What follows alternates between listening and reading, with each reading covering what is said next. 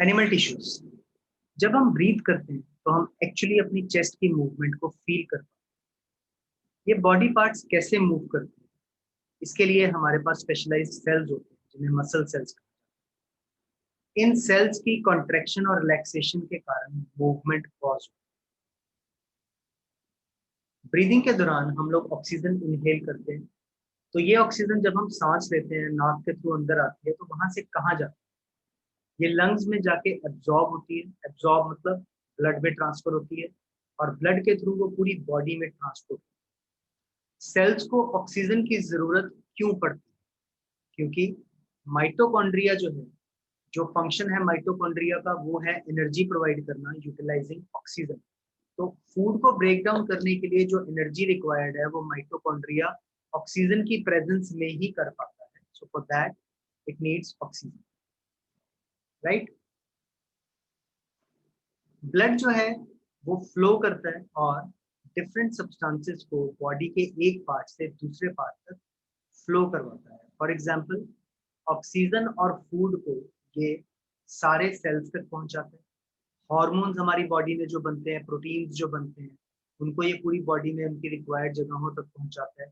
पूरी बॉडी में से, लंग्स में से, किडनीज में से, सेल्स में से वेस्ट सब्सटेंस को इकट्ठा करके गैसियस वेस्ट को लंग्स तक और दूसरे वेस्ट को किडनीज तक या लिवर तक पहुंचाता है।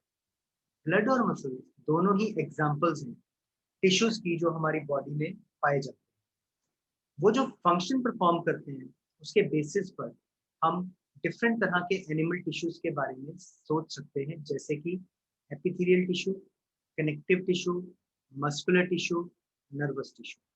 ब्लड एक तरह का कनेक्टिव टिश्यू है सिंपली बिकॉज वो दो डिफरेंट पार्ट्स को कनेक्ट करता है। और मसल्स जो है वो muscular tissue form. Epithelial tissue जो कवरिंग है या प्रोटेक्टिव टिश्यू है एनिमल की बॉडी के अंदर, वो है एपिथेलियल टिश्यू। एपिथेलियम बहुत सा हमारे जो ऑर्गन्स हैं, जो कैविटीज होती है स्पेसेस हमारी बॉडी के अंदर, उनको कवर करता है। ये एक तरह का बैरियर बनाता है जिससे कि बॉडी के जो सिस्टम्स हैं वो एक दूसरे से सेपरेट रहते हैं। जैसे घरों में दीवारें जो हैं वो अलग अलग रूम्स को एक दूसरे से सेपरेट रखने का काम करती हैं। हमने सेल्स में पढ़ा था कि डिफरेंट सेल ऑर्गेनेलीज के जो मेम्ब्रेन्स होते हैं वो उनकी फंक्शनिंग को एक दूसरे से सेपरेट रखने में हेल्प करती है। ऐसे ही ऑर्गन्स के फंक्शनिंग को एक दूसरे से सेपरेट रखने का काम एपिथेलियल टिश्यू की लाइनिंग करती है, जो उन्हें कवर करती है।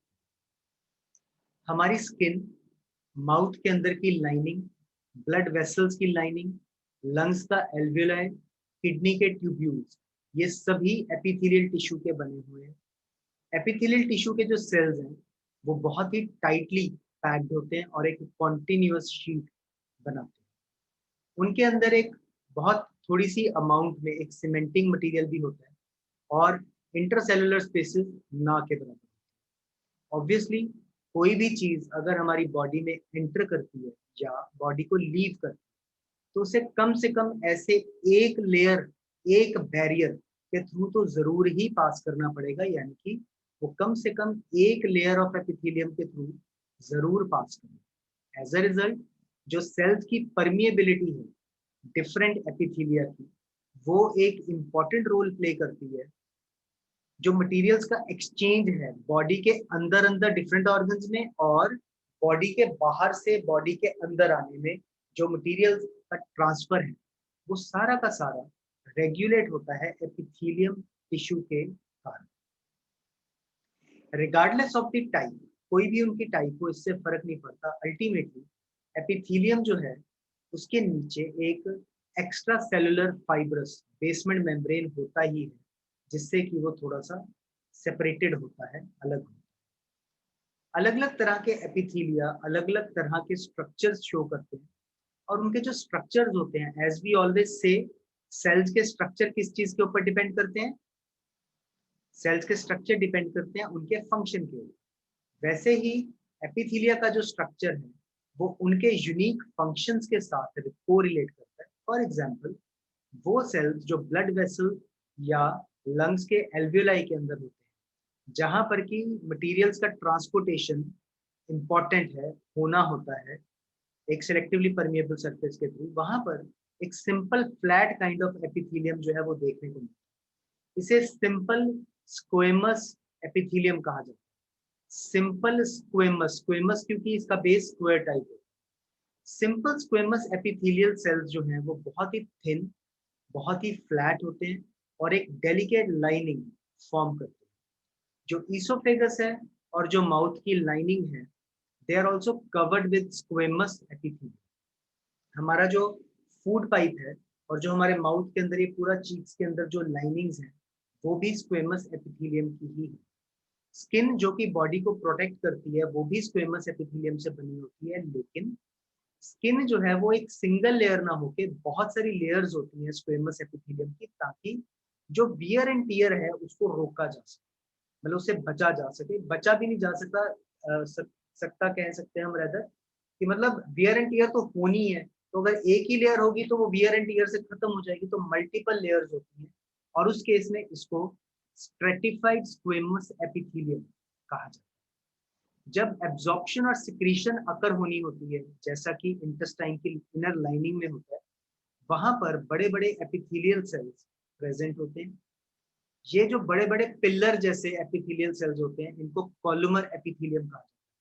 कॉलम का मतलब होता है पिलर। अगर आप कभी अपने घर में या फैक्ट्री में अगर किसी से बात करो ना, स्ट्रक्चरल इंजीनियर से या पापा से, तो वो कॉलम किसको कहेंगे? जो घरों में पिलर बने होते हैं। तो ये जो कॉलुमर एपिथेलियम होते हैं, ये मूवमेंट को फैसिलिटेट करते हैं। जैसे कि हमारे रेस्पिरेटरी ट्रैक्ट में जहां पर कॉलुमर एपिथेलियल तो होते ही हैं, लेकिन साथ ही साथ उन कॉलुमर एपिथेलियम के साथ हेयर लाइक प्रोजेक्शंस होती हैं जिन्हें सीलिया कहा जाता है। सीलिया का काम क्या होता है कि वो ना ऐसे ऐसे मूव करती रहती है ऐसे, और उससे क्या होता है कि वो एक झाड़ू की तरह पूरे सिस्टम को अंदर से साफ करने का काम करती है, चीजों की मूवमेंट को फैसिलिटेट करती है, ताकि म्यूकस जो है वो पुश फॉरवर्ड हो, और जैसे जैसे म्यूकस पुश फॉरवर्ड होगा वैसे वैसे जो ट्रैक है पूरा वो साफ होता है। इस तरह का जो एपिथेलियम है जिसके अंदर जो कॉलुमर है और जिसके अंदर सीलिया प्रेजेंट है, उसको सिलिएटेड कॉलुमर एपिथेलियम कहा जाता है। क्यूबॉइडल एपिथेलियम की क्यूब जैसी शेप होती है, ऑब्वियसली एज द नेम। ये हमारे किडनी की ट्यूब्यूल्स में पाया जाता है, सलाइवरी ग्लैंड्स की डक्ट्स में पाया जाता है। वहां पर ये मैकेनिकल सपोर्ट प्रोवाइड करने का काम। एपिथेलियल सेल्स अक्सर एडिशनली स्पेशलाइज हो जाते हैं जब वो डीपली फोल्ड होके कुछ ना कुछ सेक्रीट करना स्टार्ट करते हैं। ऐसे जो एपिथेलियम होते हैं जो कि सिक्रीशन करना शुरू कर देते हैं और ग्लैंड्स की तरह एक्ट करते हैं, उनको ग्लैंडुलर एपिथेलियम कहा जाता है। तो simple flat kind of epithelia is squamous epithelia. Skin के अंदर इसकी मल्टीपल लेयर्स होती हैं जिसको स्ट्रेटिफाइड स्क्वेमस एपिथेलिया कहा जाता है। बड़े बड़े पिलर लाइक स्ट्रक्चर जो हैं उनको कॉलुमर एपिथेलियम कहा जाता है, ठीक है। और अगर उन कॉलुमर एपिथेलिया के ऊपर सीलिया भी लगे हों तो उसको सिलेटेड कॉलुमर एपिथेलियम कहा जाता है। जिनके अंदर क्यूब शेप्ड होते हैं एपिथेलियल सेल्स, उनको क्यूबॉइडल एपिथेलियम कहा जाता है। और जो जो ग्लैंड की तरह एडिशनली वर्क करते हैं और चीजें सिक्रीट करते हैं, उनको ग्लैंडुलर एपिथेलिया कहा जाता है। So there are these 6 kinds of epithelial cells. Connective tissue, blood एक तरह का कनेक्टिव टिश्यू है। इसे कनेक्टिव क्यों कहा जाना चाहिए? ऑब्वियसली ये डिफरेंट पार्ट्स को आपस में कनेक्ट करता है।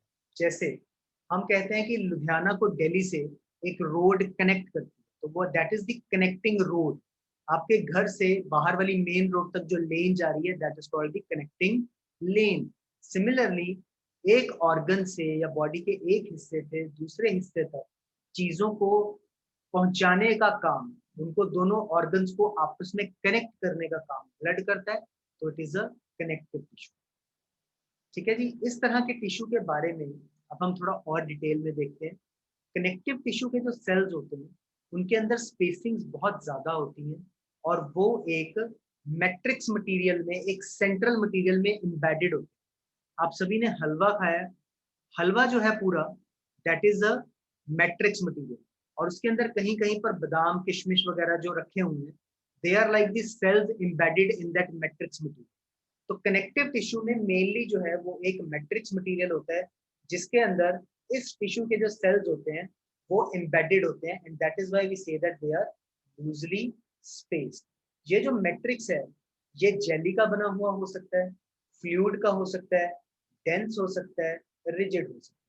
When I say जेली का बना हो सकता है, इसका मतलब ये नहीं कि खाने वाली जेली का बना हो, इट मीन्स कि जेली लाइक सब्सटेंस का बना होगा। ठीक है, जो नेचर है मैट्रिक्स की वो डिफर करती है according to the function of the particular connective tissue. उस पर्टिकुलर कनेक्टिव टिश्यू ने जो फंक्शन परफॉर्म करना है अकॉर्डिंगली जो नेचर है मैट्रिक्स की वो डिफर करती है।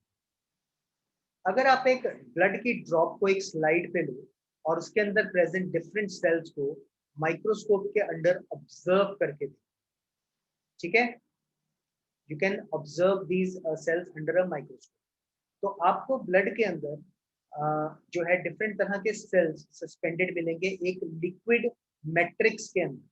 वो जो लिक्विड फ्लूइड मैट्रिक्स है ब्लड का उसको प्लाज्मा कहा जाता है, जिसके अंदर red blood cells, white blood cells और प्लेटलेट्स ये सस्पेंडेड रहते हैं, लटके रहते हैं। जो प्लाज्मा है उसके अंदर प्रोटीन्स, सॉल्ट्स और हार्मोन्स होते हैं। ब्लड जो है वो फ्लो करता है और गैसेस को ट्रांसपोर्ट करता है, डाइजेस्टेड फूड को ट्रांसपोर्ट करता है, हार्मोन्स को ट्रांसपोर्ट करता है, वेस्ट मटेरियल्स को ट्रांसपोर्ट करता है बॉडी के एक हिस्से से दूसरे हिस्से तक, and that is why it performs this very important function of connecting different parts of the body. एक और तरह का कनेक्टिव टिश्यू है बोन। बोन जो है वो हमारी बॉडी के फ्रेमवर्क को सपोर्ट करता है। ये हमारे मसल्स को भी एंकर मतलब अटैच होने के लिए एक स्पेस प्रोवाइड करता है और बॉडी की डिफरेंट मेन ऑर्गन्स को सपोर्ट करता है। ये एक स्ट्रॉन्ग नॉन फ्लेक्सिबल मतलब मुड़ तोड़ नहीं सकता, ये ऐसा टिश्यू है। ऑब्वियसली बोन का नॉन फ्लेक्सिबल होना हमारे लिए अच्छा है, वरना आप सोचो कि हम चलने लगे, बॉडी का भार पैर की बोन के ऊपर पड़ा और वो मुड़ गई तो हम गिरी गए। ठीक है, so obviously it being non flexible is good for us. Bone के जो सेल्स हैं वो एक हार्ड मैट्रिक्स में एम्बेडेड होते हैं जो कि कैल्शियम और फास्फोरस के कंपाउंड्स का बना होता है। दो बोन्स एक दूसरे के साथ कनेक्टेड हो सकती हैं एक और तरह के कनेक्टिव टिश्यू से जिसको लिगामेंट कहा जाता है।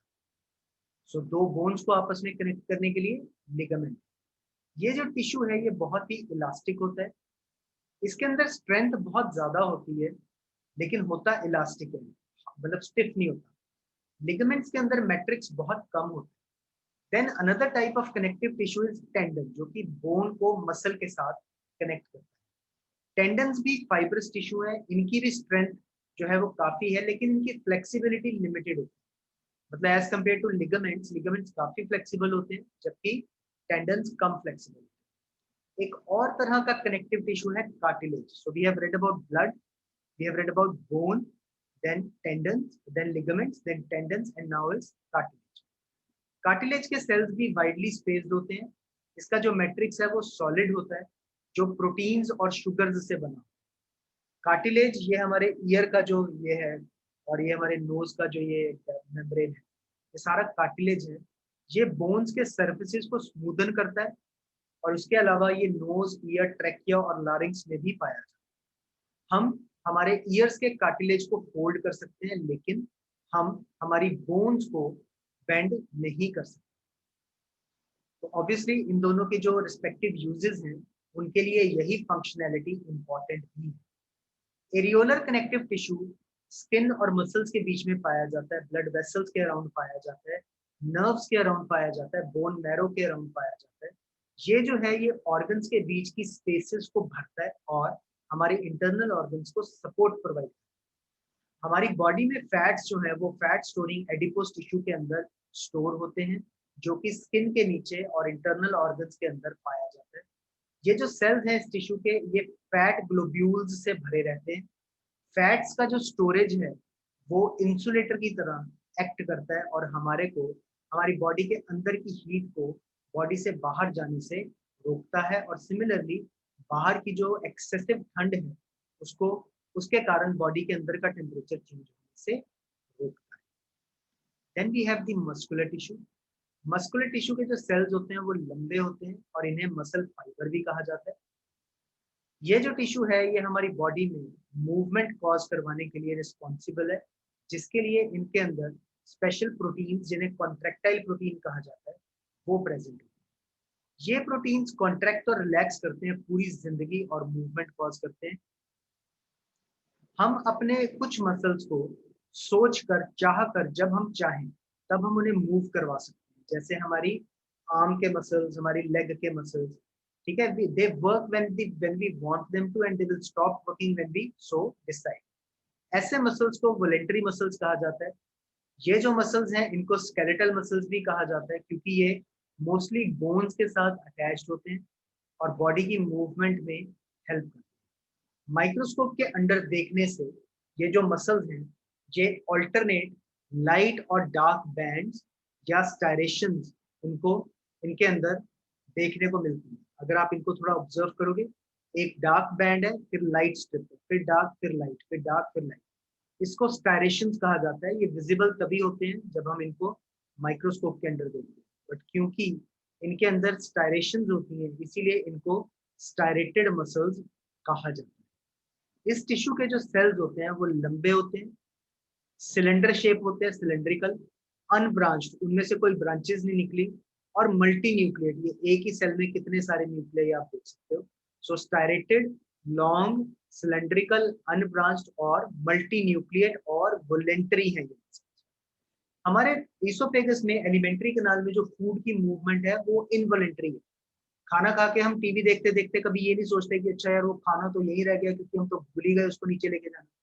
No, we do not have to think about that, it keeps on happening on its own, right? So हम लोग चाह कर भी उनको चला नहीं सकते, हम चाह कर भी उनको रोक नहीं सकते। स्मूथ मसल्स या इनवॉलेंटरी मसल्स हमारी मूवमेंट्स को कंट्रोल करते हैं, ठीक है। इस तरह की मूवमेंट्स को जो इनवॉलेंटरी होती है, ये हमारी आई के आइरिस में पाए जाते हैं, हमारे यूरेटर्स में पाए जाते हैं, हमारे लंग्स के ब्रोंकाई में पाए जाते हैं। देखो अगर आप, ये स्पिंडल शेप्ड है, पॉइंटेड एंड्स है, हर एक का एक सिंगल न्यूक्लियस है, ठीक है, यूनिन्यूक्लिएट है, स्पिंडल शेप्ड है, पॉइंटेड एंड्स है और अनस्टायरेटेड है, राइट, ऑब्वियसली क्योंकि इनके ऊपर कोई स्टायरेशन नहीं है। उसके बाद आते हैं कार्डियक मसल्स। हमारे हार्ट में जो मसल्स हैं वो जिंदगी भर पूरी ताउम्र वो बिना थके चलते ही रहते हैं, चलते ही रहते हैं, चलते ही रहते हैं, चलते ही रहते हैं, ड्यूरासेल की बैटरी, ठीक है। ये जो मसल्स हैं ये these are the only muscles in our body which do not ever feel fatigue, कभी थकते नहीं। जब ये थकते हैं तो आदमी का टिकट कट जाता है, ठीक है। सो ये वॉलेंटरी, ये इनवॉलेंटरी मसल्स हैं, सिलेंडर शेप है, ब्रांचिंग्स हैं इनके अंदर, they are branched and they are uninucleate, ये यूनिन्यूक्लिएट होते हैं, ठीक है जी, इनका सिंगल न्यूक्लियस है। सो एक बहुत इंपॉर्टेंट क्वेश्चन आता है वर्किंग और स्ट्रक्चर को तीनों तरह के मसल्स की आपस में कंपेयर कर, and that brings us to the last of the tissue types in animals and that is the nervous tissue.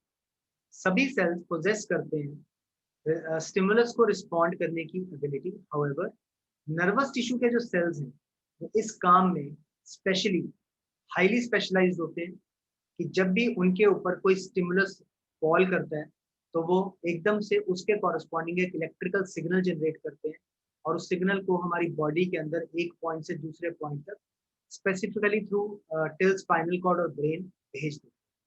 तो ब्रेन, स्पाइनल कॉर्ड और नर्व्स वो नर्वस टिश्यू से बनी हुई होती हैं। इस टिश्यू के जो सेल्स हैं उन्हें नर्व सेल्स या न्यूरॉन्स कहा जाता है, और क्योंकि वो बहुत लंबे होते हैं इसीलिए उनको नर्व फाइबर्स भी कहा जाता है। न्यूरॉन जो है उसके अंदर एक सेल बॉडी होती है, दिस इज अ न्यूरॉन, इसकी एक सेल बॉडी है जिसके अंदर एक न्यूक्लियस है, ठीक है जी। उसके अलावा न्यूक्लियस के अलावा जो है इसके अंदर साइटोप्लाज्म है, राइट। यूजुअली हर न्यूरॉन का के अंदर ऐसे ये हेयर लाइक प्रोजेक्शंस निकले होते हैं जिसको डेंड्रॉन्स या डेंड्राइट्स कहा जाता है, और एक single comparatively thicker cylindrical outgrowth होती है जिसको एक्सन कहा जाता है। एक्सन के ऊपर एक्सन को प्रोटेक्ट करने के लिए एक कवरिंग होती है प्रोटेक्टिव जिसको माइलिन शीट कहा जाता है। क्या कहा जाता है? It is called myelin sheath. Just for your reference, I am writing it here because ये बुक में नहीं मेंशन है, माइलिन शीट। तो प्लीज इसको आप नोट कर लो, ये जो कवरिंग है this is in myelin sheath, this particular covering, ये ठीक है जी। माइलिन शीट से कवर्ड होता है, इसके एंड पर फिर से हेयर लाइक प्रोजेक्शन होती हैं जिनको नर्व एंडिंग्स कहा। सो बेसिकली सिग्नल को रिसीव करने का काम डेंड्राइट्स करते हैं और उसको अगले न्यूरॉन तक भेजने का काम एक्सॉन। ठीक है, ये जो कॉम्बिनेशन है नर्व और मसल टिश्यू का, ये सभी एनिमल्स के लिए एक बहुत ही फंडामेंटल चीज है, क्योंकि इन्हीं के फंक्शनल कॉम्बिनेशन से आदमी के अंदर जो मूवमेंट है और उसकी जो क्षमता है आसपास के एनवायरनमेंट में आने वाले चेंजेस को रिस्पॉन्ड करने की, वो पॉसिबल होगा। जैसे कई बार आपने मूवीज में देखा होगा, वो डॉक्टर देखता है कि पेशेंट कोमा में गया हुआ है, वो हथौड़ी मार के देखते हैं कि कुछ होता है कि नहीं होता, या पेन देके देखते हैं कि उसको पेन हो रही है कि नहीं हो रही।